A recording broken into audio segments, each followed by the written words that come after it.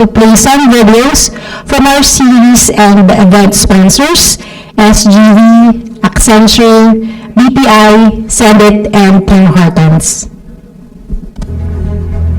At SGV, we are agents of transformation.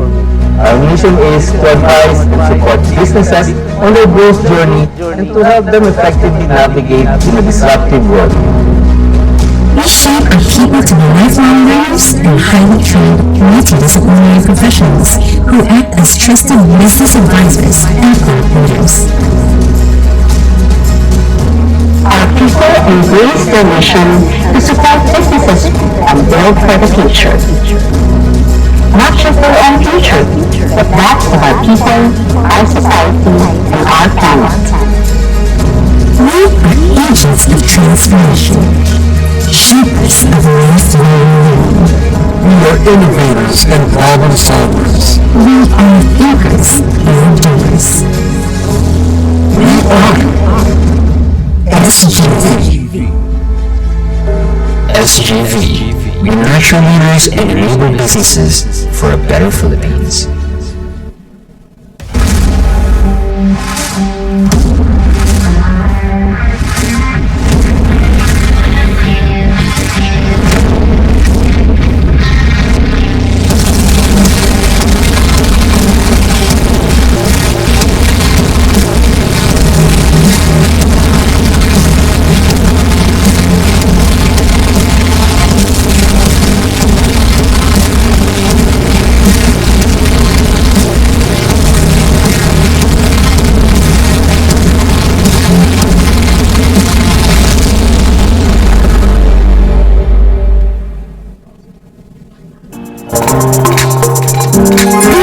Kundi kailangan, go paperless. Ginising content at kinaksin tips.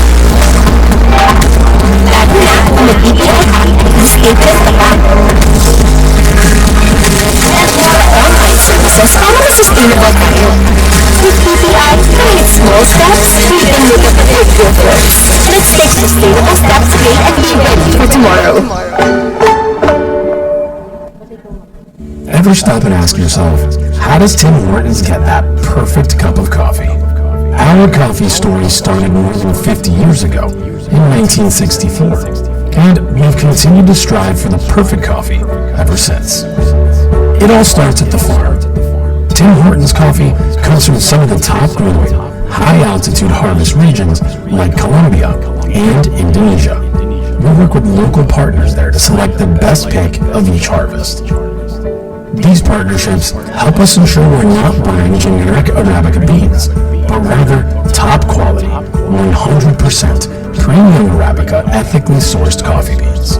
Our team of master blenders continually sample coffee throughout their day to ensure quality. Then our roasting experts work on one batch at a time to develop that delicious taste you expect from our variety of signature blends.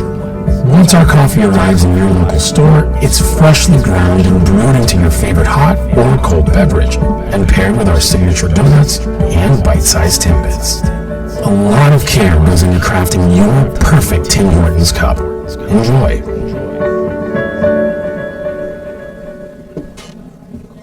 Small business owner or running an enterprise, managing payments is a sensitive and complex matter. When it comes to accepting and sending payments, you want security, speed, and choice. Setting up and integrating with each payment partner individually can be time-consuming. Your solution?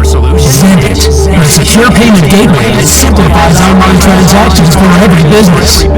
Zendit's integration will allow you to accept and send money to different parties. All payment channels are automated, so you can transact anywhere, anytime. Join hundreds of other growing businesses and get started with Zendit today. Good morning again, everyone. We will start the program shortly. But, so now my name is Michelle D. Not the Miss Universe Philippines, but the Partnerships and Operations Head of NBC. Before we begin, I would like to say thank you to our series sponsors, SGV and Accenture. Thank you as well to our event sponsors, BPI, Sendit, and Tim Hortons.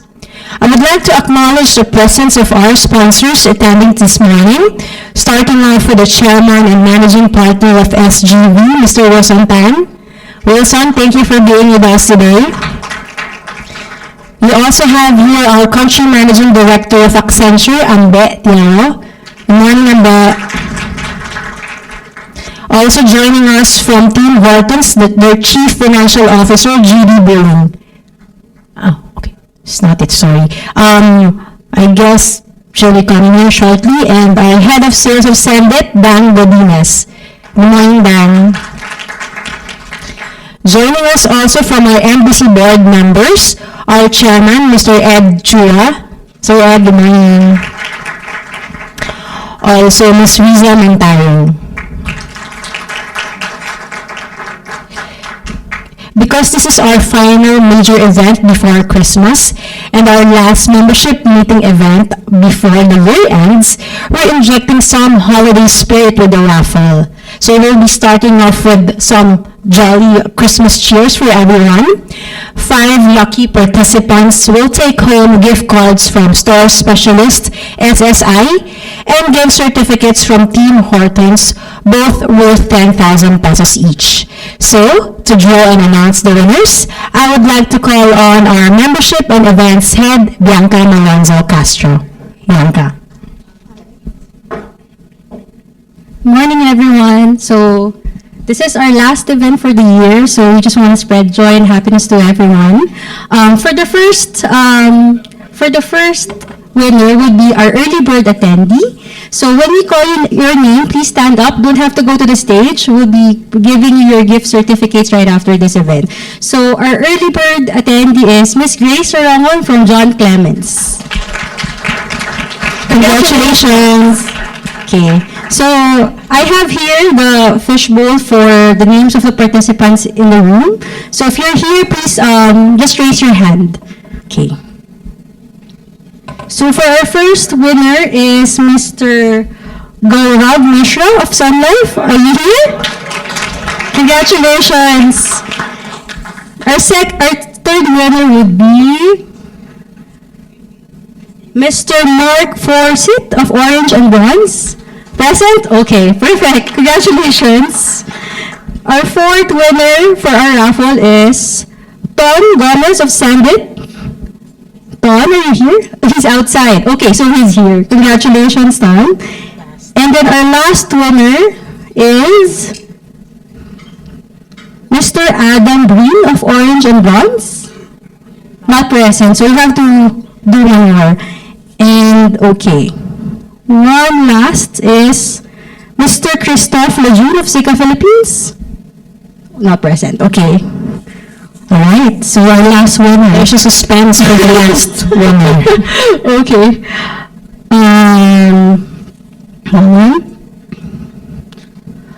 Is Mr. Raul Villegas present? Very surprised. Very surprised. So, okay. Oops. Mr. Random Reyes of G Exchange.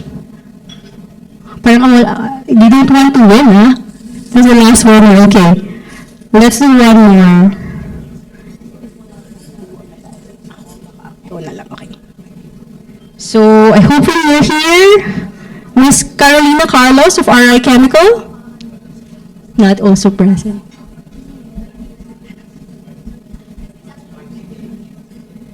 Mr. Wilson Tan of SGV. Congratulations for our winners. Thank you so much. Okay, again, thank you and congratulations, everyone. Now, please allow me to go through our program today. First, our Global Ideas Committee Chair, Ambet Yao, will introduce our guest, Mr. Kevin Strain. Then we will proceed to his brief remarks. After that, we will go straight to the Q&A, which will be led by MBC trustee and former Sun Life Philippines chairman, Riza Mantaro. Riza will ask first the few questions and will proceed with your questions. After the Q&A, there will be a little time for photos and networking. At this point, may I invite everyone to have a quick group photo. We'll start first with the head table. This is our photographer, Daryl. And then after the head table, we'll have a group photo. So just stay in your seats and look at the photographer and give your best smile. So we start first at the head table.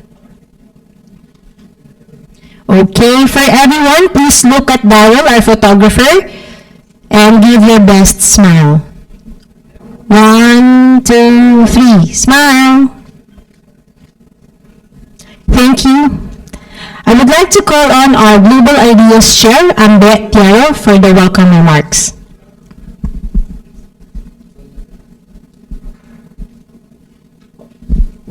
Thank you, Michelle.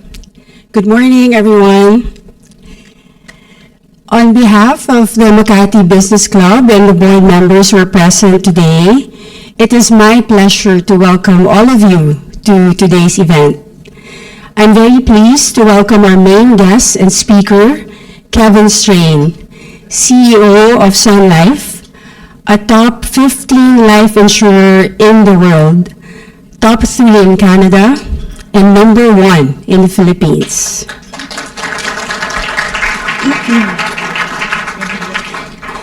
Sun Life has been in the Philippines since 1895, but it achieved leadership position 12 years ago, thanks in large part to 2 people in this room. Kevin as head of Asia, and of course, Riza Mantaring as the Philippine CEO. Kevin started in Sun Life in 2002. 10 years later, he was head of Asia, and less than 10 years later, in 2021, 1 year into the pandemic, he became president and CEO. While Sun Life is best known as a life insurer, for years it has been diversifying so that traditional insurance now makes up 30% of underlying net income. Group health and protection makes up around 30%, and asset management makes up more than 40%. The big recent changes in financial markets puts pressure on the asset management business, but they are confident in the long term. So maybe we'll ask Kevin later about that. While the shift from traditional insurance is well underway, the company is changing in at least 2 other ways. First, it's investing in Asia, now 16% of its business, citing the 1 billion Asians who will join the middle class by 2030. It has more than 20 bank insurance partnerships in 7 Asian countries to capture that. Kevin's 5 years in Asia, 2012 to 2017, gives him the knowledge and relationships to grow the business here. Second, digital. Sun Life plans to leverage digital technologies to create deeper relationships and more personalized, frictionless experiences for its clients. For example, in Canada, thousands are using Sun Life's digital tool to create their own financial roadmaps. In Asia, Sun Life is enhancing the digital experience for clients to be more personal, proactive, and predictive. So today we can look forward to a wealth of first-hand experience with insurance, healthcare, global financial markets, Asian growth areas, and digitalization. So in line with our Global Leaders series here in MBC, which is to inspire Philippine executives to think, act, and compete more globally, I look forward to Kevin talking about how the Philippines often sets the tone for its Asian businesses, and how Filipinos are helping lead Sun Life's business in Vietnam, Malaysia, and elsewhere. Ladies and gentlemen, without further ado, Kevin Strain.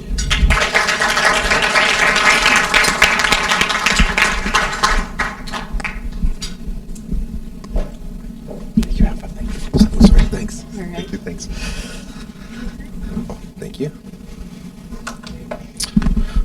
Well, Well, good morning, everybody. Magandang umaga. It's great to be back in the Philippines and have a chance to interact with all of you. And that was, I think, one of the best introductions I've had of me. And you took so many of my speaking notes. I'm going to have to think about what to say. But it's fantastic to be here. I love that Accenture is a sponsor of this event because they're one of our most important partners globally. You really helped us with IFRS 17, which is the biggest project we've ever done. And I think that there's a great strength for Accenture here in the Philippines. And SGV is, Ernst & Young was where I started my career and was where I was first introduced to the insurance world. So it's great to have the connection with SGV. And also SGV is important partner, Ernst & Young, important partner of ours around the world. So two great companies be sponsoring.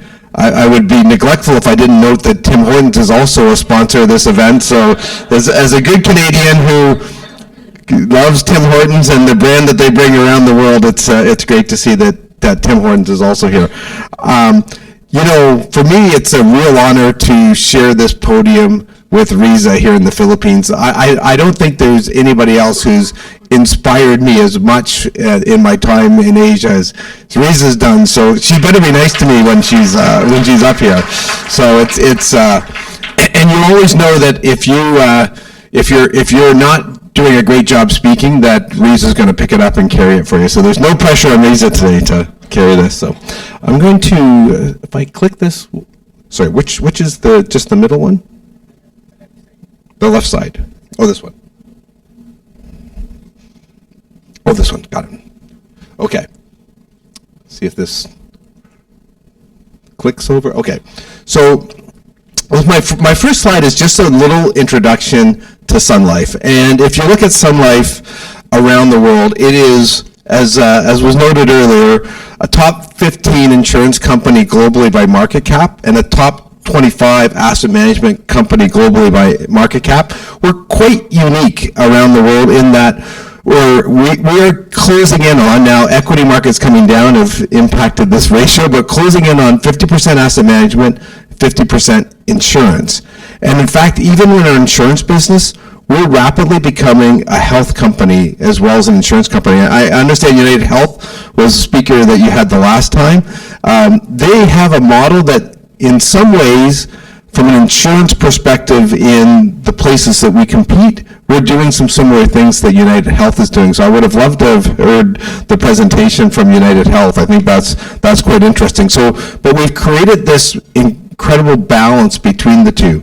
And it's interesting, if you look globally, there are many insurance companies that have tried to expand into asset management, but very few that have done it as well as Sun Life has done. And we can talk a little bit about what's driven that. But when I look at globally, and I get together with CEOs from the global insurance companies, Allianz and AXA, Aviva and Prudential and MetLife, we have the best asset management platform of any insurance company that I compare to. And we go right from public equities and public fixed income into alternatives, real estate, infrastructure, high yield credit, private fixed income. That footprint is really important to us because it creates the returns that our clients want. And of course, we are the second largest asset management company in the Philippines, led by Rena and Mike Enriquez and others here. It's really important to us that we create that connection. I'll talk a little bit more about that. But if you look at asset management companies, so we're a top 25 asset management company globally. You can see 1.34 trillion Canadian in assets under management. Canada's largest asset manager in terms of assets under management, and one of the world's largest. But if you looked at us compared to asset management companies, many significant global asset management companies, Ares, Brookfield, KKR, Apollo, they're all building out insurance capabilities. When I compare our insurance capabilities to theirs, we have an incredible advantage over other asset management companies. And the insurance capabilities create cash flow in. So as an organization, that balance of asset management and insurance and extending into health is really important to us. We have 85 million clients around the world, 52,500 employees. almost 100,000 advisors. We're in 28 markets and a market cap of almost 40 billion Canadian dollars. We are also listed on the Philippine Stock Exchange. We listed with our demutualization probably back in 2001, around 2001. So we're proud to be listed on the Philippine Stock Exchange. I do get questioned about that every once in a while. So you're on the Toronto Stock Exchange, that makes sense. You're on the New York Stock Exchange, Philippine Stock Exchange. Well, it's a testament to our history here in the Philippines. Sun Life has been in existence for 165 years, which is 1 year before Canada, or 2 years before Canada became a country. Uniquely, we've been in the Philippines for 128 years, which is 2 or 3 years before the Philippines became a country. So there's a relationship. There's also a relationship in terms of our status. We're the number one insurance company in the Philippines, and we're the number one insurance company in Canada. Our only two markets where we're so clearly number one position. And I think it relates to culture and history, and I'll talk more about that. But Sun Life moved to Asia and globally. So 158 years history of the company. There's only ever been 12 chief executive officers.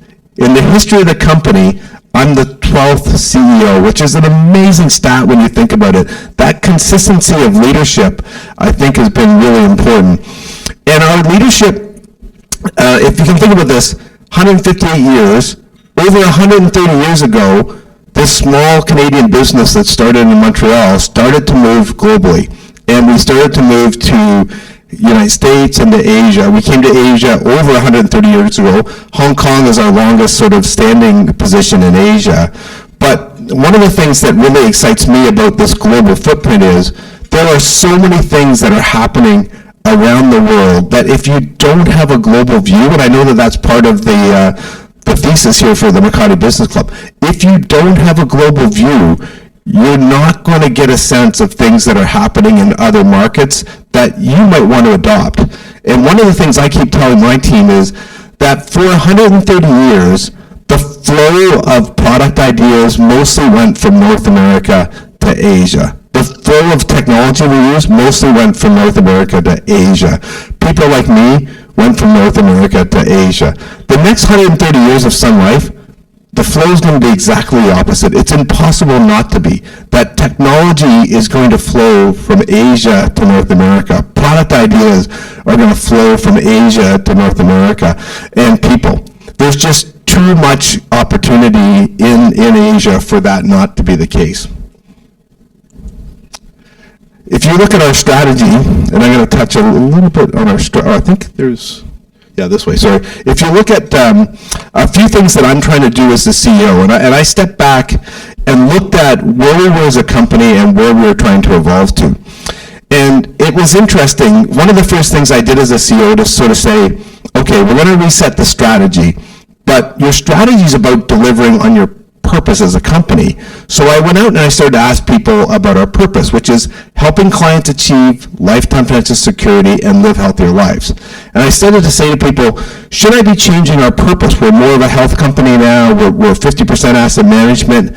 And everybody said to me, Kevin, don't touch our purpose. We love our purpose. Our purpose, it just resonates with us. It's been our purpose for a long time.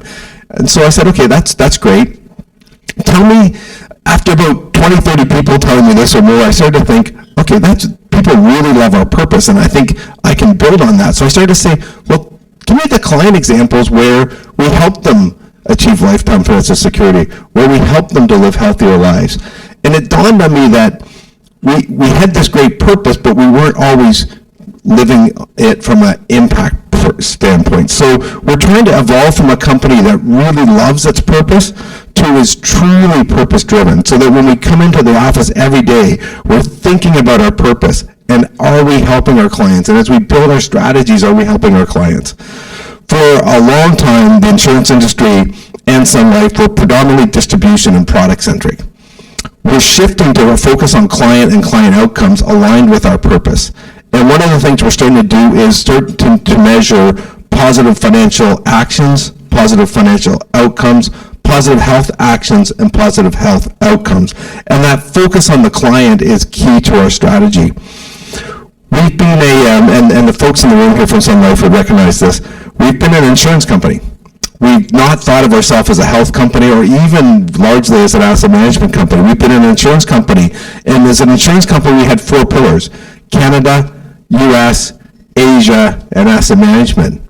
I want us to think of ourselves as being much more integrated, a flywheel between asset management, insurance, and health. Thinking back to those comments of asset managers buying insurance companies for cash flow, that concept of how do we create this flow of assets that help build our asset management company, but also build returns for our insurance company? How do we take things like our liability profile and do more in terms of infrastructure investing? It's a great example. I'm sure we can get into it more with Riza here in the Philippines, where we have opportunities to help the Philippines invest in infrastructure because we have long-term liabilities, creating this flywheel between insurance and asset management, and increasingly between health and asset management. In Canada, we bought a company called Dialogue recently, which is Canada's largest virtual care company. So we're actually now not just paying insurance claims and insurance benefits, we're helping people navigate the Canadian healthcare system. We're helping them with their wellness and putting wellness programs in place, and in fact, we're delivering care. And if you had told me 5 years ago, 10 years ago, that we would actually be delivering care, I would have had trouble believing that. In the US, we bought a company called DentaQuest, second largest acquisition we've ever done 2 years ago. DentaQuest owns 80 dental practices in the United States, and we can see that expanding. So we're actually providing dental care, not just giving the insurance, but actually providing the care. We've historically been a company that had technology supporting the business, and it's been a very waterfall approach. The business went to the IT department and they said, this is what I need. The IT department said, okay, we're going to go away, and a year later we're going to give you a new system, and off they went. We are transitioning to a company where we're more agile, where digital leadership, where data is more important, understanding the clients. Again, if you think about the history of the insurance industry, the agent and the advisor were the one who was close to the client and understood the client. In a digital age, the agent and the advisor are still going to be important, but us finding ways to be closer to the advisor using technology is also important. We've been in an area where corporate was seen as oversight. Corporate came in and said, are your controls right? Checking on your financials, giving you financial targets. I want to see a world where corporate is also an enabler of our strategy, where we're looking for best practices, where we're understanding what's happening globally, where we're leveraging relationships like we have with Accenture and EY globally, and using those relationships to drive out results and enable it. And finally, a place where we're changing our culture. We have a beautiful culture at Sun Life, and it's really represented here in the Philippines. We're very caring, authentic organization, but we want to become more digital in nature. And if you look at our strategy, and I won't go too much, see if this, maybe change one more page. Yeah, if you look at our strategy, there's a couple of elements here that I think are really important. So we put our strategy together. If you look at the very first thing we talk about, it's our purpose, right at the top, helping clients achieve lifetime financial security and live healthier lives. I try to say that to everybody all the time. I try to think of that when I walk into the office every day. This is our purpose. Our strategy is designed to deliver on our purpose. Our culture and our values are key to us being able to do that. How do you execute on your purpose and your strategy? It's your people and your culture. And so really aligning our culture to what we're trying to do. Our ambition is to be one of the best asset management and insurance companies in the world. And in fact, as a Canadian company, we've debated a lot. Do we want to be the best or one of the best? And I think our humbleness just couldn't get past saying the best and saying, focusing on one of the best. But you can see we put clients in the middle of our strategy. Right smack dab in the middle, it's core to what we do, surrounded by building our brand, surrounded by financial discipline, digital leadership, distribution excellence, our people and our culture, and also sustainability. Our strategic imperatives on the left, the first three are all about digital. Developing deep client relationships, putting the client in the center, understanding clients better, using data to gather more information so that we can deliver better products, better solutions to them. The second is thinking and acting more like a digital company, and it strikes me about your thinking and acting more like a global and learning from global businesses. You know, you may look at us and say, wow, this is a company that's been around for 158 years. How does a Sun Life become global? And I look at it and say, how does a Sun Life digital? How does a Sun Life not become digital? How can you survive in the world as it's changed? COVID was a great indicator of how we need to change to being a digital organization. And sometimes I use this story that the CEO of Sun Life, back when we first started in Asia, used to visit Asia every 5 years or so. Maybe not even quite that much. And the only reason it was only every 5 years was he had to take a train to Vancouver from Montreal. He had to get on a boat, take the boat over to Hong Kong probably, and then tour around, and would come back like 6 months later. That's not how I come to Asia anymore. In fact, how I mostly come to Asia is a Zoom meeting that doesn't even differentiate between where I am. So if you think about this, how, as a company, we have to evolve. We have to start and think and act like a digital company. That's what our clients want. That's what our clients expect. And thinking and acting like a digital company is that movement to agile, changing how we work, pushing decision-making down, looking for a modernized tech stack. On a tech stack basis, 6 years ago, I came back as CFO of Sun Life from running Asia, and the CEO at the time gave me IT. And at that time, we had zero of our computing power in the cloud. None of it was in the cloud. And we debated a lot about whether we should move to the cloud or not. Big debates about should we move to the cloud or not. Our board was pushing us to move to the cloud, but it was still early days. We were a little nervous. We finally made the decision, and we were working with actually Amazon AWS in the cloud. We made the decision to move to the cloud. At that time, our board said, are you sure it's safe, after pushing us for 2 years to move to the cloud? But that's, as boards will do, and now that I'm a board member, I can say that's something those boards will do. But in fact, now almost 60% of our computing's in the cloud. We did a new financial systems as part of the IFRS 17 transition. You couldn't buy a general ledger that was not in the cloud. So if you start to think and act like a digital company, these things are not going to be optional. We'll probably talk about generative AI. It's not an optional thing. You can't decide we're not going to use generative AI. Accenture's and Ernst & Young's of the world, are your competitors are not going to let you do that. So we have to change how we think and how we act to be more of a digital company. And part of that is culture and unleashing this more agile sort of culture, thinking differently as an organization. The last thing I would highlight is that as a company, for me, one of the most important pieces is still our footprint in Asia. And it was mentioned that we're 16% of our income's coming from Asia. If you look at our client base, we have just under 10 million clients in Canada, which is about 1 in 4 Canadians. We have close to between 40 and 50 million clients in the United States, which is closing in on 1 in 8 Americans that are clients. We have 25 million clients in Asia, but that is just a fraction of what the potential is. And that's why I think Asia, you think about growing economies, you think about shifting, you think about the power of what's happening in terms of growing middle class, education, and the Philippines for us is a core piece of that strategy. It's been our regional office in the past. It's our strongest business in Asia. It's a provider of talent. When we started Vietnam in 2012, and we started Malaysia in 2013, we came to Riza and Benedict and the team, and we said, we need some help. We need help in building product. We need help in building IT solutions. The Philippines was a provider of that help. The Philippines is a major service center for us. We have close to 3,000 people doing IT and operations support. I can tell you that the Canadian business loves the support they get from the Philippines. And it's such an important piece of our organization. It's a flagship for us.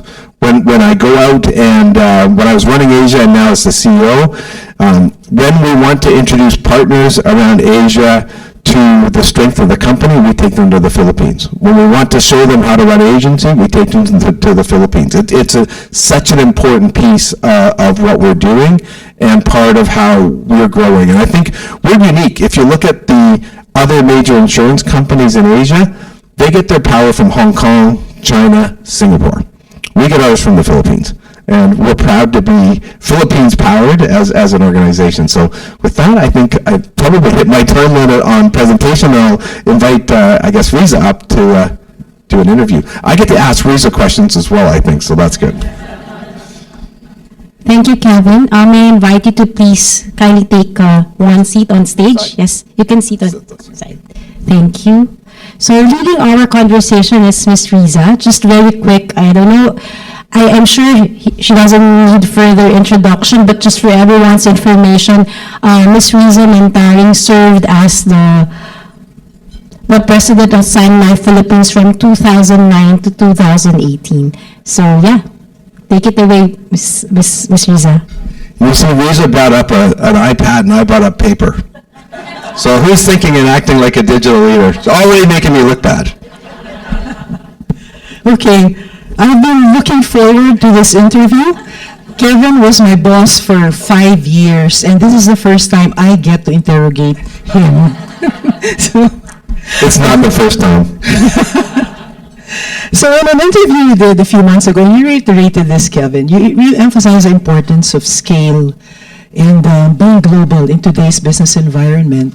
But a lot of the businesses like insurance is very local. You have different products, different regulations, even different ways of interacting with your clients. So how does Sun Life leverage that global perspective to be able to give competitive advantage and help its local businesses? And Vincent, I know you know this, and when I took over Asia, at the time in 2012 in Asia, we only were in 5 markets. We were in Philippines, Hong Kong, Indonesia, China, and India. And when I looked at the success of the Philippines, it was a great model for me in terms of understanding the community, understanding what was happening, understanding the regulations, but being tied to a global company. And there was a couple things that struck me that became a model for how I thought about other parts of the company. First, we not only had a great CEO, and I think you need great CEOs, Riza, we had a local CEO. A local CEO who understood the Philippines and understood the Philippines culture, who spoke the language, who was integrated in the business community, who had some experience working globally and being educated globally, and also had built a management team that was local and understood the local community and was strong. So it's interesting for me, one of the first things that I liked was that fact that we had a local CEO, local operations, local chief distribution officer. I tried to replicate that, as you know. That was not the case at Sun Life, and it's not the case at many global companies. I tried to replicate that. We had too many expat CEOs in different places, and it's really hard, not that you know, it's not necessarily a bad thing being an expat, but it's hard to truly be embedded in the community. And then we tried to raise the awareness, though, of the local CEOs and the local management teams with trying to create some integration points, not just across Asia, but across the world.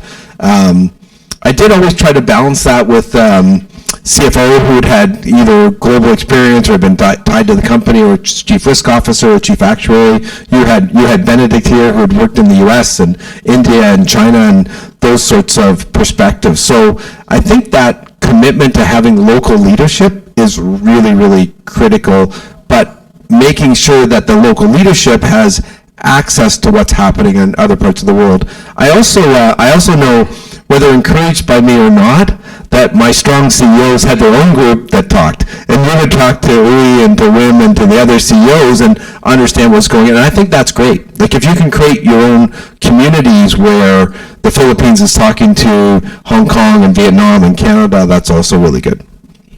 Great. Thank you. You talk about the local market, the skills and all, and often we hear that one deterrent for investors coming to the Philippines is a lack of skills in the country. They all often cite ease of doing business, etc., but skills always is at the top. And yet that doesn't seem to be what you've been saying, right? So what do you see as the strong point, and why do you think you have the skills that you need? So, and Riza, you did this for me, and the other CEOs that we put in place that were local CEOs wanted me to understand the culture of the country and also the strength of the country. And Riza took me not just to Manila, but I've been all over the Philippines. I think I've been to 8 or 10 different places. I was always taken to meet with the people, understand the culture. I think too many Western leaders try to think that the leadership team here will act and behave like a leadership team in New York City or in Los Angeles or in Toronto or London. That's not the culture of the Philippines, right? And I think that people have a hard time not making judgment on their own sort of cultural experience. And one of my learnings of 5 years here was spend time and get to know the country. We've talked a lot about UP and understanding University of the Philippines and the strength there. And I know that Ateneo is also a great university. I hear there's a basketball game coming up that we may be taking away from. But it's interesting. I don't think people listen enough to what's actually there and what's actually happening. If you think about, people talk about the incredible language skills of the Philippines, and then at the same time they say that, maybe the education's not good. Well, where did you think they learned the incredible language skills? So I think there's a strength there that gets misunderstood. I do think that we're in a unique position. I was talking to the ambassador about this. If you're number one, or maybe it was the chairman, if you're number one, you attract different levels of talent. So I can only really talk about the talent I've seen us attract. I think that does create a unique positioning, but I've never, between our service center, I think Accenture is 80,000, between our service center and our business here, there's a lot of great people in the Philippines. A lot of great people. And I think the service that we give back to Canada would be hard to duplicate in Canada. That's certainly good to hear. Moving on, you talked about asset management, so I'm going to try to pick up some of the things that you said. People have such a pessimistic view of global markets right now and Philippine markets. What's your view of where we are globally and how you see the Philippine market landscape? Well, first, I would make no mistake that this has been a challenging economic environment. I mean, it's amazing how economies held up through COVID, but they were held up through a massive amount of stimulus. And as COVID started to end, there was this massive hangover effect where you had stimulus still in the system. I've talked to many bank CEOs in North America. Through COVID, bank deposits were the highest they had ever been.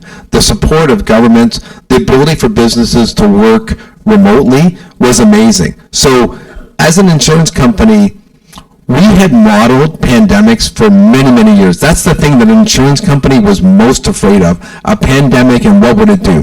When we modeled a pandemic, it looked nothing like what happened during COVID. And I think a combination of government stimulus, technology, vaccines, ability to work from home so effectively really made this pandemic different. What we didn't really anticipate was changes to supply chain, the impact on inflation, and now the geopolitical risk, which I think was brewing before the pandemic but got worse. And that shift in geopolitical environment created a massive change, right? So you've got supply chain, stimulus, high job rates, and that put a lot of pressure on federal banks and on banks to really increase interest rates to control inflation. And the U.S. Fed in particular was fanatical, and I don't think we've ever seen interest rates increase quite so quickly. Now, overall, where interest rates are today, I think is a pretty normal place, right? So I think where they were in the past was the abnormal, but that rapid increase in interest rates has clearly had an impact on equity markets. All that said, as much as things have slowed, they haven't stopped. And, China's had its issues, the US has had its issues, Canada and the West have had their issues, but the economies haven't stopped. We are, as a global company with 1.4 trillion almost in assets, one of the things we look at the most closely is credit and credit risk. And it's been an amazing experience in terms of very, very few companies have actually had major credit impacts.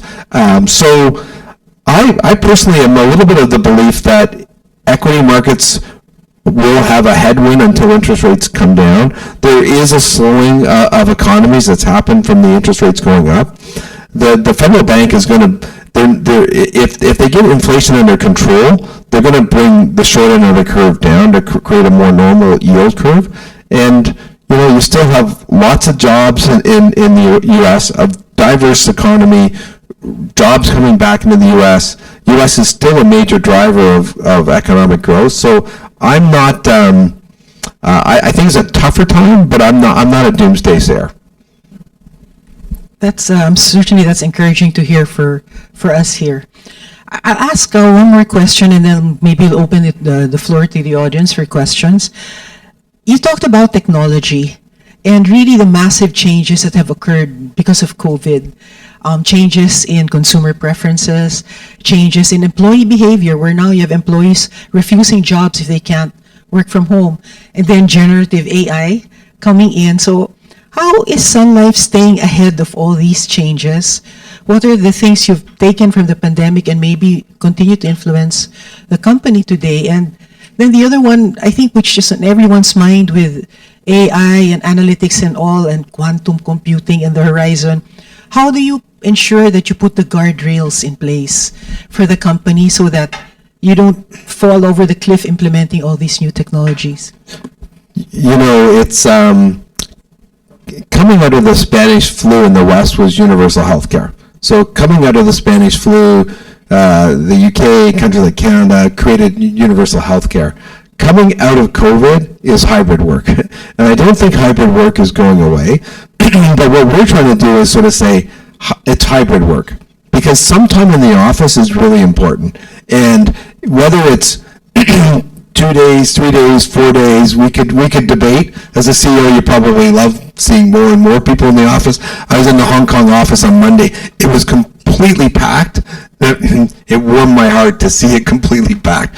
But I do think that hybrid has its advantages. So there are days where working from home is going to be way more efficient. And the fact that we have that tool now in our tool set should make companies more efficient. You think about, you've got a doctor's appointment or a dentist's appointment. You don't want to come into the office, go to the dentist, go back to the office, go back home. It's a waste of time. If you can work from home, maybe it's close to your dentist, back in, people become more efficient. There may be service calls and you can now work from home.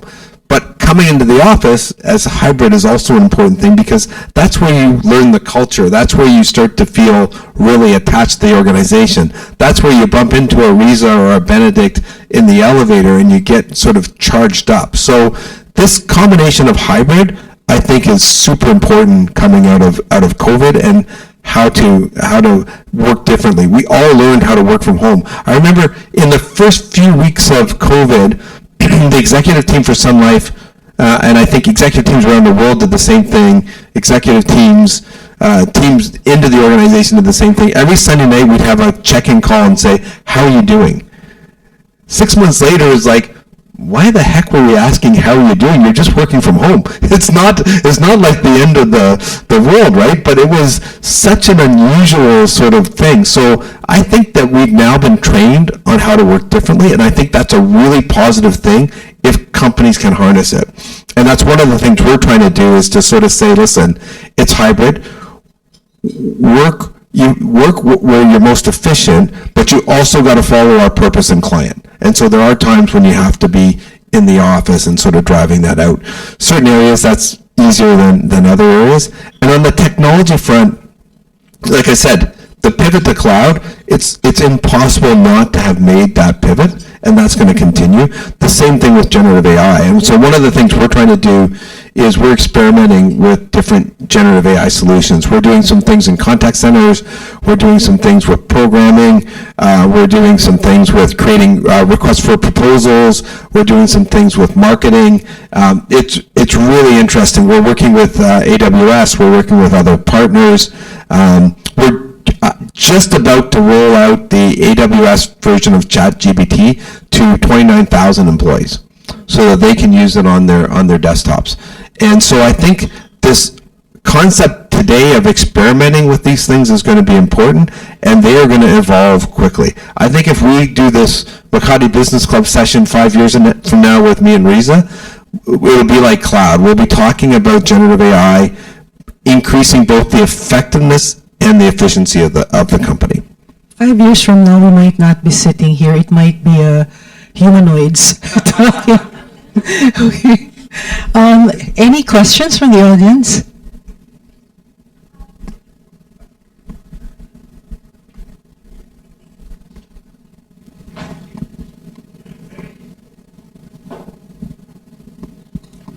Hello, good morning. I want to ask how... I have to start? Okay. Morning again.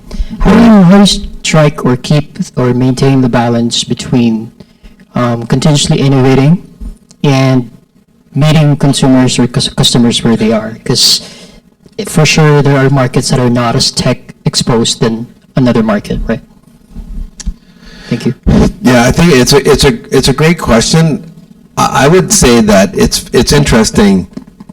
In all of our markets, I would say our clients are tech exposed. I think if you're really driven by your clients' expectations, it's hard to find a place in the world that's more social media savvy than the Philippines.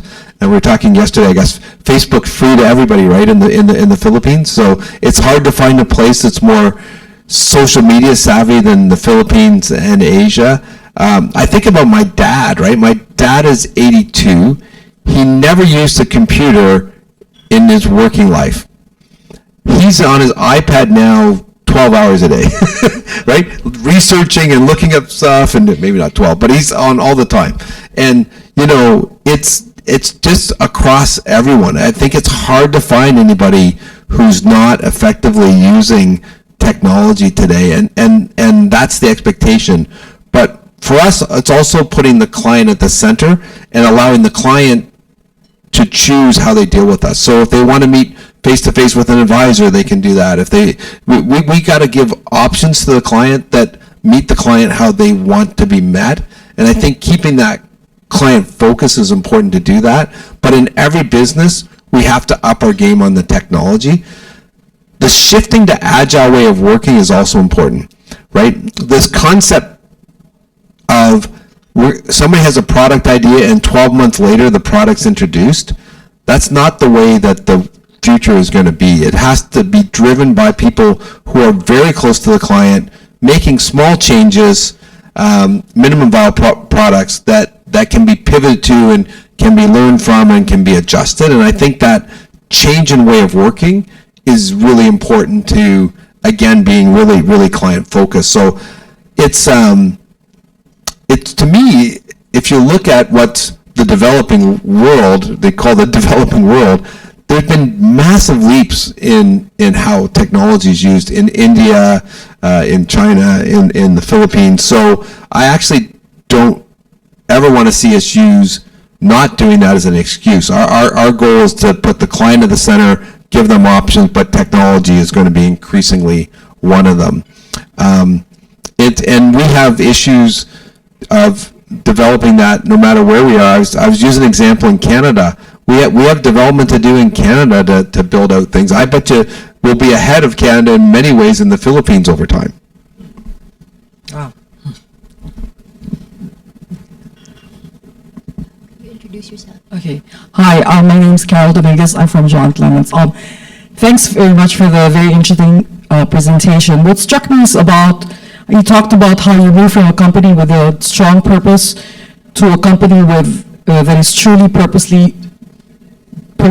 purpose-driven. So I'd like to know, how did you manage to transform your organization from, having a strong purpose and one that is truly purpose-driven, and so it's culture transformation, and how do you hire for that? How do you make sure that your people are aligned with that purpose? We're on a journey, and I would say we're still in early stages, but a key part of that journey is starting to measure the impacts, right? So starting to measure where we've had an impact on somebody's financial security by them taking positive financial actions or outcomes, or where we've had an impact on their health. And we're starting to give goals. For example, we want to be able to give everybody in Canada access to a holistic financial plan. And they can do that digitally, online, or they can do that through their clients. We've just done a new agreement with a vendor there to roll that out, and we're tracking how many new financial plans we've done and creating that alignment for holistic financial plans. And so it's really, there's a big element of measurement, and then there's a big element of cultural shift and change. We had all the ingredients because people love the purpose, but we needed that second ingredient of measuring our success. And back to what they say, what gets measured gets done. I think measuring that progress has been important. And always, every presentation I do, a bunch of the Philippines leadership team was just at our Asia management meeting when we had the global Asia management meeting. I don't know how many times I mentioned our purpose, but hopefully it was a lot, because I think you have to keep talking about it and thinking about it every day when you come into the office. Are we helping our clients? The other thing we're starting to do is tell a lot more client stories. And we had a beautiful video of a client here in the Philippines called Melita, who we helped with her financial planning, which unleashed her ability to focus on her business, which is great for her and her family, but also the Philippines economy, trying to find ways of telling more stories of how we're impacting clients. One more question. Okay. Hi, my name is Reggie Jacinto Barrientos. I'm from PJS Law. And thank you first, Kevin, for such a wonderful, wonderful presentation. And seeing you with Riza on stage is just inspiring. You're both a dynamic duo on stage. Fantastic. We've been told that before. So there's one stage event where we both came in on zip lines with fire on our back, and oh my gosh, that is another story that we would have loved watching on video, and that would be impactful. Even Piolo couldn't beat that one. No, my question is actually something on the opposite side. Like, you have gone through a lot of the success story, and we all know that all of successes have their own trial and errors. If there was one learning that you have had in an error situation, how could you share that with us so we could brace ourselves as well and learn from your expertise in that situation? Thank you. Well, thanks for your question. I will answer your question, but actually it drove another thing that I think I'd love to mention to this group. And Riza knows this story really well. When the CEO, Dean Connor of Sun Life, asked me to run Asia, I had only been to Asia one time for 3 days, a day and a half in Mumbai, a day and a half in Shanghai. That was my entire Asia experience, and I was sort of kind of going, Dean, are you sure you want me to do this? And what does Asia really need? And Dean said, there's two things that Asia really needs. He said, culturally, it feels like we're playing not to lose instead of playing to win. And in Asia, a fast growth market like that, we have to shift to be playing to win. And the second he said was, Sun Life's not as big a brand as some of the big competitors there. And he said, I keep getting told that we can't recruit the best people other than the Philippines because we don't have a strong enough brand and businesses. He goes, your whole job is to bring in the best people. And I will tell you honestly, for 5 years, the only two things I focused on really were changing the culture. And these guys will know when we did the Asia management meeting, I called the first one Playing to Win. I called the second one Winning is Fun. I can't remember the names of all the five, but all five of them had some sort of sense of winning and creating a winning culture. And I spent the whole time trying to bring in the best people. And those two things changed our business from $100 million income Canadian and 42 million of the value of our sales to 250 million the value of our sales, so over 5 times increase and almost 400 million of earnings. And it was really just focusing on culture and people. You can have a great strategy, but many companies have very similar strategies. You can't have the same people and culture.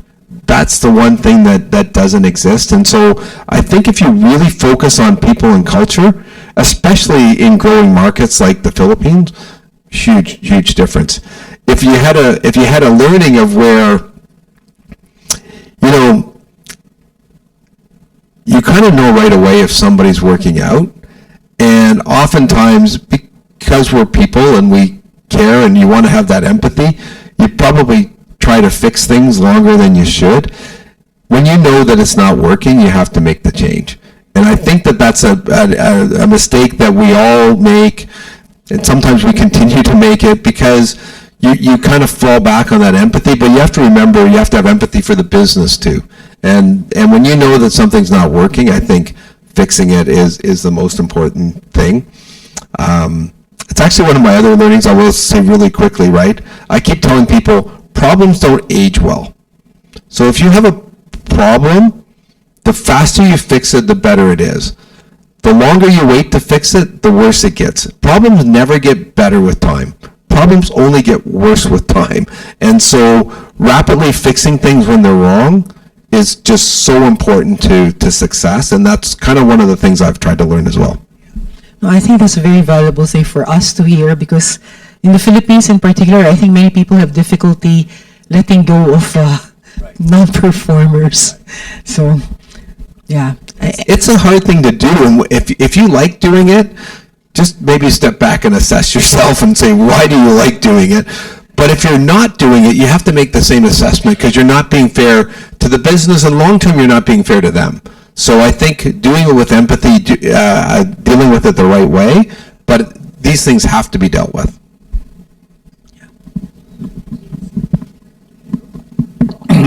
Well, thank you for your very interesting presentation, and congratulations to you and the local management of Sun Life for the continued number one, for holding to the number one position for 12 years, if I'm not mistaken, and of course, number one position in Canada.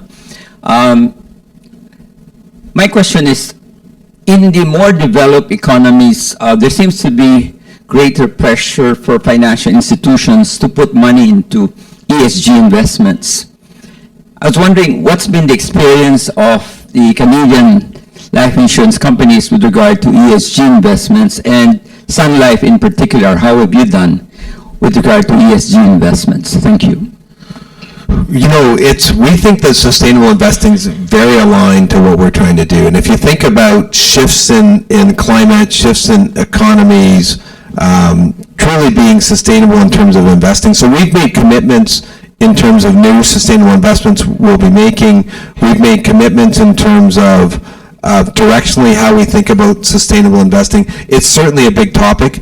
It's become a more complicated topic because in parts of the U.S., you have certain states where it's a really good thing and certain states where it's less of a good thing. And so how you think as a global CEO and talking about things is one thing. What we actually do and drive out and our results. So we've become much more focused on talking about things we're actually doing or have done versus aspirations. And I think that that's really important. But we have put, if you remember the strategy wheel, we put sustainability on there. We do think of sustainability in 4 large buckets. And I think it's important that we kind of always come back to those 4 buckets. The first is financial security. And the Philippines is a great example of where we've built out financial security as part of our sustainability strategy. And we've been dealing with teachers here. I think it's 70,000 teachers we've been trying to help understand how they can better plan, because there's an incredible debt load that's put on to teachers. So that financial security and us being involved in that is part of our goal. The second is health. And again, I think the Philippines is a great example where we're investing in health and building wellness centers, but we're thinking about health. So part of our sustainability is financial security and health. Part of it's climate.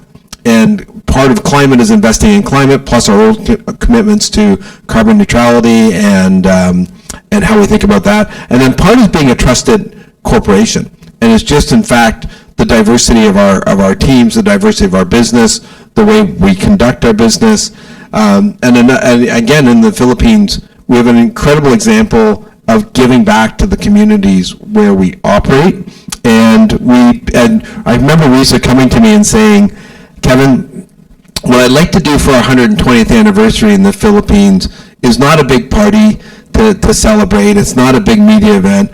I want to build 120 classrooms in the areas impacted by Yolanda and the earthquakes. And we built 120 classrooms that were earthquake-proof, were a nice color yellow, out in all the provinces. Risa dragged me to supposedly to help build, but I mostly played with the kids when I was there. But there's some videos. So that concept of giving back to our community. So we try to balance it by having sustainability being part of our culture, really articulating what it is, caring about climate, and making sure that we do invest. We also think that things like renewable energy are an incredible long-term investment for us. And in fact, we are one of the largest investors in renewable energy around the world, and we're looking at ways to bring that into developing countries and find ways to invest, because our liability profile matches that kind of investment. One of the issues we have is, in most markets, most countries, the capital rules don't support that kind of investment, because the capital rules don't know how to assign a risk to a large infrastructure investment. So I've been having conversations, in particular with the Canadian government, to say, this doesn't make any sense. These renewable energy infrastructure projects are always going to return. We've never seen them lose money, but you charge more capital than you do for an equity, right? And so we've been having those sorts of discussions. So it's an area that we think is very aligned with what we're trying to do. By the way, I just want to mention that those classrooms, many of them are in remote areas, 3 hours from the city. And when we inaugurated some of them, the Canadian ambassador went with us. And when the local mayor found out the Canadian ambassador was coming, an entire SWAT team was there to protect him. He didn't want any incident. Yeah. Maybe for the next question, I just want to ask, just as a follow-up to your comment on infrastructure investments, what role do public-private partnership investments play in Sun Life's, portfolio strategy? Because that's certainly something that our government's encouraging these days. Well, we purchased a company called InfraRed that's out of the UK that's built renewable energy around the world. And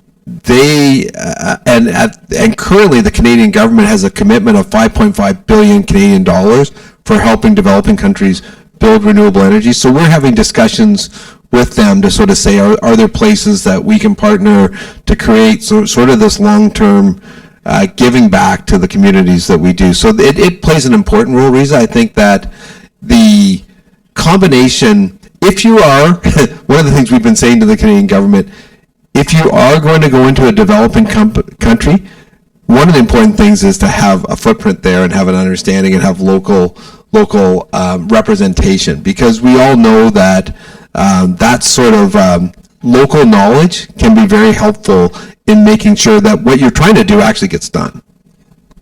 Yeah, I think the government can help. I don't know if there are any regulators here, by having a zero capital charge on public-private partnerships. Any more questions, I guess?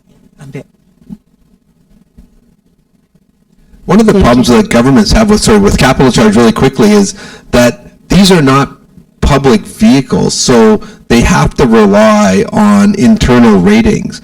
But the governments haven't quite figured out how to do that yet, and I think that they need to work with companies like Sun Life to figure out how to do that, to unleash that potential. I can tell you that I honestly believe that a lot of people talk about the Chinese economy today. I've had a chance to meet with a lot of Chinese business people, but also representations of the government, the Chinese ambassador to Canada, a lot over the last 18 months. Every time I meet with them, they talk about renewable energy, electronic vehicles, creating that sort of infrastructure. If you think about what drove the Chinese economy for many years was investments into infrastructure, the Chinese are going to be investing into renewable energy, electronic vehicles, building batteries, building battery plants. That's going to fuel their economy. We need to think about it the same way. Hi, Kevin. Thank you for the wonderful remarks. Your comments about strategy and purpose resonate very well, I'm sure, with most of us. My question is about culture and technology. With Sun Life's very long history, I'm sure there's a very strong culture in the company, and you're driving this, push towards digital and technology. Do you see the culture enabling that or hindering the adoption? And if you do, what are some ways the executives here can learn on how to, change culture to maximize? Yeah, we started a project we called Digital Enterprise 5 years ago, and we started to build out agile teams and work in a more agile way. And we called it two in a box. We said we wanted our business people to understand technology better and our technology people to understand business better, so that we weren't throwing this over the front.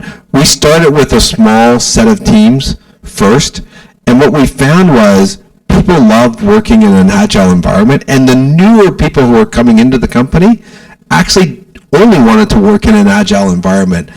That said, our success has been different in different parts of the company. So Canada and the US are far more agile today than Asia is yet. And I think that thinking, we're now on the journey to sort of say, how do we ramp up that agile thinking into Asia and to bring it along? And a lot of it comes back to people like Benedict have to buy in. If the Rizas and the Benedicts, the business people of the world, don't buy into this new way of working, IT can't do it alone. And so it's really educating and creating enthusiasm in the business people. That's the hardest piece, right? The IT people all want to work in that environment. They all understand it. They all feel rewarded by it, but it's getting the business folks to think differently, to push down that decision making, and to start to understand the technology better. Riza's background is operations and IT, right? Technology, she's an engineer. That sort of a business person is really helpful. I actually think we've had very few IT people that ever grew into business leaders in the history of the company. That has to change as well. We have to be graduating more IT people to become actually CEOs and chief operating officers, and I think that will also help drive that change. Yeah, any more questions? Yeah, if there are none, I have a couple of questions for Kevin, a couple more questions. Kevin, you've been all over Asia. Sun Life Asia grew under you. We opened Vietnam, Malaysia, etc. One of the things that people are grappling with in the Philippines right now is that the investments, we're losing out on the investments. Our FDIs are nowhere near what Vietnam is getting or Indonesia is getting. And in the migration out of China, it all went another way and sort of bypassed us. From your perspective, what does the Philippines need to do to be able to attract more of those investments coming into the country? Oh, that's a great question. I think that, relationships are so important no matter where it is in the world. And I think that I've noticed that Bong Bong's been traveling to the U.S. and other parts of the world. I think those types of visits are incredibly important. I think business leaders should also be making those kinds of visits. We often have through Toronto business leaders from other countries. I think getting out there, building those relationships, showing that you're ready to bring in business, finding ways to support it. It's interesting. The other thing I would think that I see in a lot of countries are making massive investments in things like insurtech, fintech, health tech, trying to find ways to develop that. I know there's a great technology community here. Singapore has created a new sort of tech hub to try to attract that sort of capital. So, I think being very clear of what the Philippines brings, I think your ability to create call centers is fantastic. Understanding your core strengths, like any almost company would, and then building those relationships and being open, and then finding some wins and some incentives to create that happening. There's a great relationship, I think, between the Philippines and Canada. It'd be great to see that grow and adapt. I think there's a really good cultural fit, but for me, it's creating awareness, creating policies, finding some wins, bringing some companies in. And as you know, we're champions of the Philippines when people ask us. I was giving Riza the example of when I started running Asia, and Dean Connor, our CEO, had the same view as me, but the previous management of Sun Life had the view of Asia that all you needed to do was have a good business in China and India, and that was enough for Asia. It was the biggest populations, the biggest economies, that would be enough of an Asian presence. The problem with those markets is they're already big, they're well serviced by local companies, and you can't control those businesses. You can't own those businesses 100%. In the ASEAN countries, to me, that's where all the growth was going to be, and the Philippines is the center of that, and that ability to attract companies, show that you've got the rule of law, you've got great English-speaking capabilities, that this is a good place to work and live. I think the Fort District is an incredible area for people to come and understand and feel comfortable and get a sense. Makati, I think bringing people here is really important. I'm a member of the Canada Business Council. The Canada Business Council just did a trade mission to Japan. They're building one to Vietnam, and I think they're going to Korea. And they've also I had planned one for India.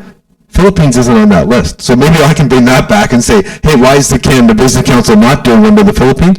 But the Philippines also has to think about that, right? How did Vietnam get on that list and not the Philippines?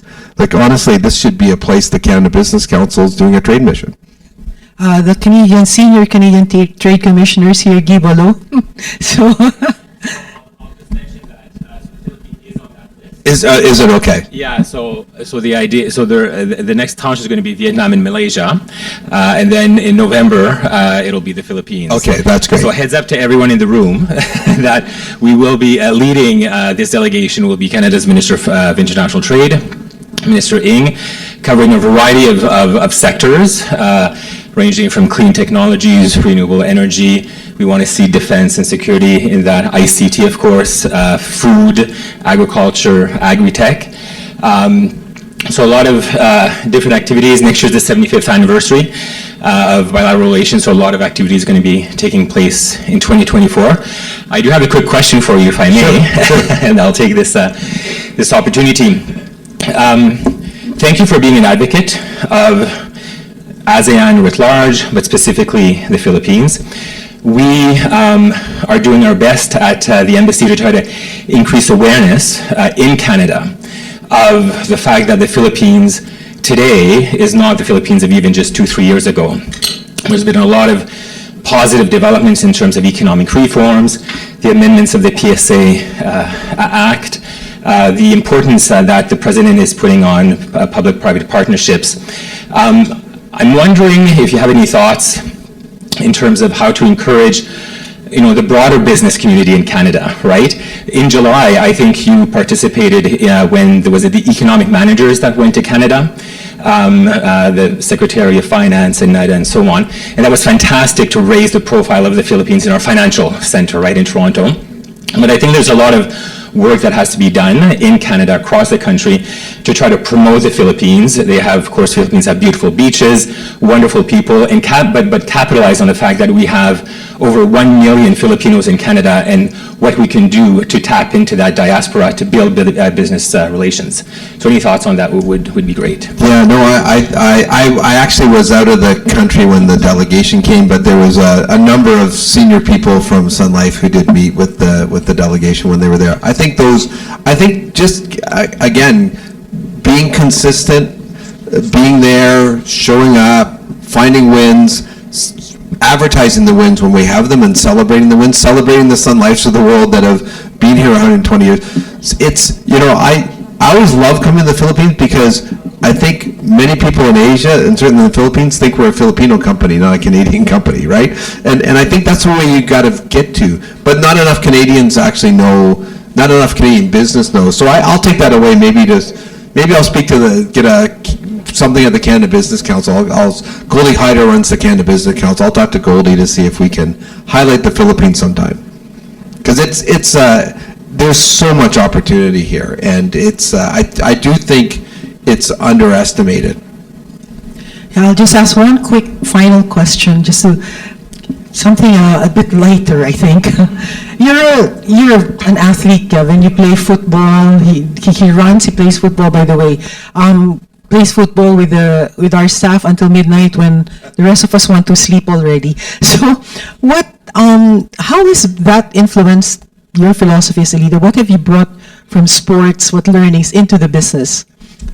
Yeah, it's well, thanks, Reza, and I've done less since I've become CEO because it seems like my whole schedule is tied up. But I do try to get to the gym and do different things. But it's interesting. One of the things from sports I've learned is that a couple things. One, how to build a winning team. So more as a coach. And one of the examples I use is if you had a team that was Argentina that won the World Cup, last World Cup, that played against a team that was Messi at every position. So Messi was best striker in the world, but he was also the keeper. Which team is going to win? It's going to be Argentina, even though the other team has 11 of the best players in the world. It's about having the players and putting them in the right positions, right? But there's also a cultural aspect and a believing you can win. And I was telling you the story yesterday that I had 3 daughters. I coached all of them soccer. I only once ever had a team that won the final tournament. And, it was all girls teams. And I remember this one thing, and I'll never forget it.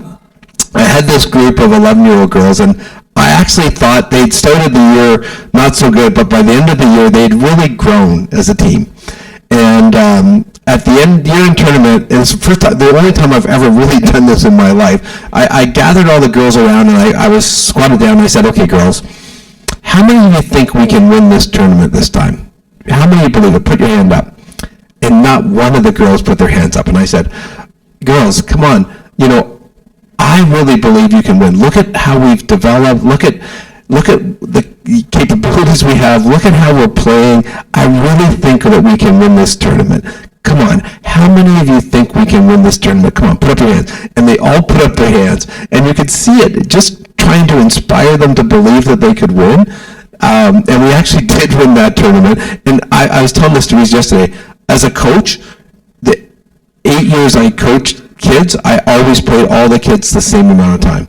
So it wasn't like I said, okay, we're going to win because these 6 kids are going to play all the time. They all played the same amount of time. I never had a parent complain, but it was creating that belief that they could win. So I think the 2 things about building winning teams is putting people into the right positions, having great people, having Messi in your team's always going to give you a better team. putting them into the right positions, but really believing you can win. And I've seen that with part of the reason I think what you did with the Philippines in Sun Life was creating, you and Alex, creating that belief that we could win. And I think that's so important. So I think that's one of the learnings, I think, from sports. Thank you, Kevin. I think that's all the time we have now. So create a winning team and believe you can win. Thank you very much, Kevin. Thank you very much, Fiza and Kevin, for that insightful discussion. Please stay on stage for the photo op. At this point, I would like to call on NBC Chairman Ed Chua, together with our Global Ideas Chair, Ambet Yeo, to present our token for Kevin. So a little backstory, I think Riza already mentioned that Kevin used to play with Sun Life Enterprise when he was still based in Asia. So our simple token for you, Kevin, is a customized National Philippine Ascars jersey. So I hope you like it. Oh, wow, that's awesome. The Hartmans will like that I have this. And it's personalized for you. So, yeah, thank you. Okay, when we do the photo op, I'll ask Ambassador Krisha to join them on stage for a group photo. After this shot, we'll be calling our sponsors to join them. So, I'll ask Wilson, Vivian, Dan, Judy of Tim Hortons, and Terry of BPI to join them after the shot.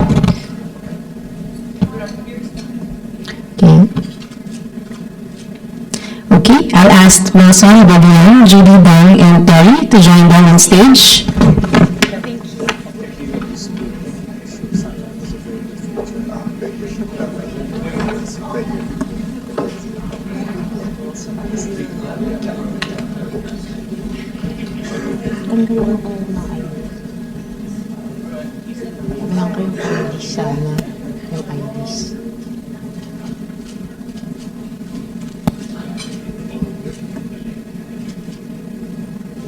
Okay, thank you very much. Thank you very much all. So thank you for attending NBC's Global Leader Series with Sun Life Global CEO Kevin Strain. Please share your comments and feedback on today's event by scanning the QR code on the screen, which will be flashed there, and on your table. We also have something there on your table. Stay up to date on NBC events, activities, and advocacies by following us on social media. Good day to all, and we look forward to seeing you again in all our future events. Thank you and stay safe.